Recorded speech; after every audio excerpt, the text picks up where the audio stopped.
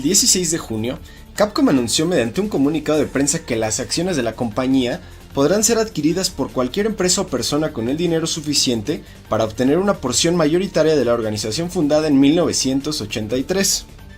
¿Por qué los inversionistas de Capcom decidieron poner en venta la compañía después de 31 años? En la última evaluación de analistas financieros, el valor de la empresa disminuyó casi 3 millones de yenes. Esto no solo se debe a su desempeño en el mercado, sino también a la falta de confianza de los consumidores en la empresa. Recordemos febrero de 2011, cuando Marvel vs. Capcom 3 salió al mercado. Luego de 11 años de no tener un juego de la serie principal de este importante crossover, los amantes del género corrieron a obtener su copia. Todo iba bien, hasta que un experto en código descubrió que los datos de los dos personajes de contenido descargable, Jill Valentine y Shuma Gorath, ya se incluían en el disco, pero para que el jugador promedio pudiera desbloquearlos tenía que pagar por el DLC. Esa no fue la única decepción con el juego, pues solo 9 meses después llegó Ultimate Marvel vs. Capcom 3, una actualización que, como de costumbre, se vendió como un juego separado, con 12 personajes más, niveles extras, un balance en las mecánicas de combate y mejoras en el modo online. Otro caso que le hizo ganarse el apelativo de Crapcom a la compañía nipona fue cuando el código de los personajes de contenido descargable de Street Fighter Cross Tekken también fueron descubiertos en el disco por medio de hackeos.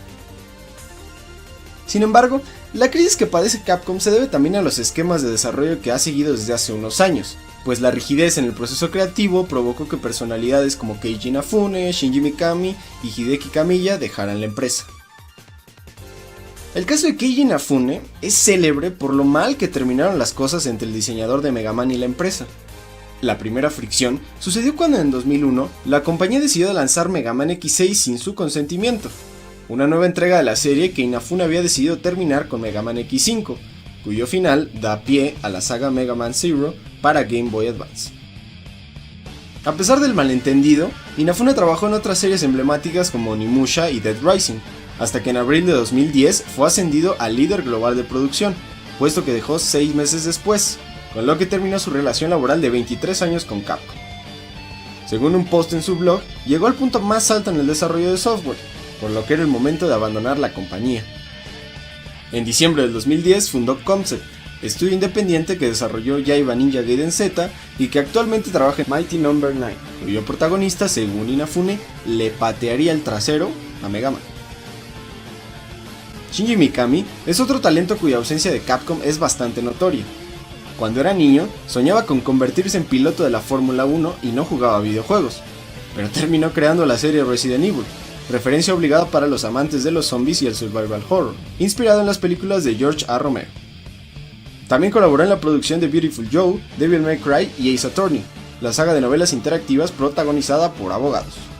Su dirección creativa en Resident Evil 4 provocó que la serie se enfocara más en la acción que el survival horror, lo que Mikami justificó con las bajas ventas del remake de Resident Evil para GameCube, con apenas 1.350.000 copias vendidas.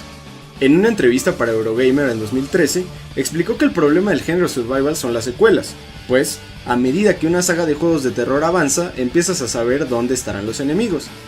Por eso, es que al haber menos sustos, los creadores añaden más acción para llegar a un mayor público.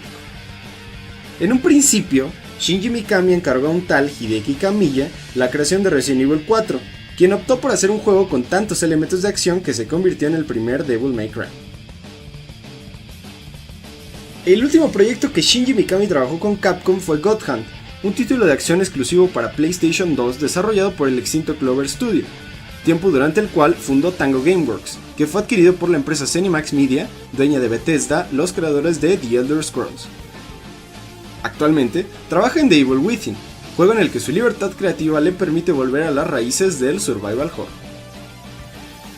Hideki Kamiya, el polémico desarrollador por sus respuestas en Twitter, inició su carrera en Capcom en 1994 y dirigió Resident Evil 2, Devil May Cry y Beautiful Joe. Trabajó en la obra maestra Okami y formó Platinum Games tras el cierre de Clover Studio. Bayonetta, The Wonderful 101 y el recientemente anunciado Scalebound son los proyectos de los que se perdió Capcom. En el top 10 de ventas históricas de la compañía figuran Resident Evil, Monster Hunter y Street Fighter. Lost Planet y Dead Rising también han reportado ingresos altos, sin ser consideradas en los primeros 10 lugares. Franquicias como Remember Me, Dark Void, Asura's Wrath y Steel Battalion aún no alcanzan cifras importantes para las expectativas de la compañía. Algunas de las joyas que Capcom podría desempolvar para alcanzar el balance entre continuismo e innovación son Onimusha, Dino Crisis, Final Fight y Mega Man. Sí, sabemos que Final Fight Streetwise llegó a PlayStation 2 y Xbox en 2006 y Onimusha Soul se lanzó en 2010 para navegadores de internet y posteriormente para PlayStation 3 en 2014. Pero hablamos de juegos que se mantengan a la altura de la saga que representan.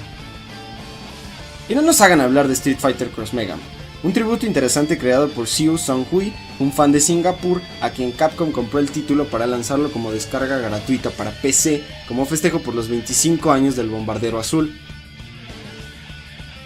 Con la salida de grandes creativos, una IP conocida como Deep Down, su división de móviles y Yoshinori Ono, productor de Street Fighter 4, y Kenzo Tsujimoto, CEO de la empresa, como las grandes leyendas que siguen en la compañía, Capcom puso sus acciones en venta para hallar un impulso en la competencia de la industria de videojuegos, ávida de nuevas propuestas tanto a nivel creativo como jugable. Te informó hasta el último nivel, Cartucho TV. Mira nuestros otros contenidos y no olvides suscribirte a Cartucho TV informándote hasta el último nivel.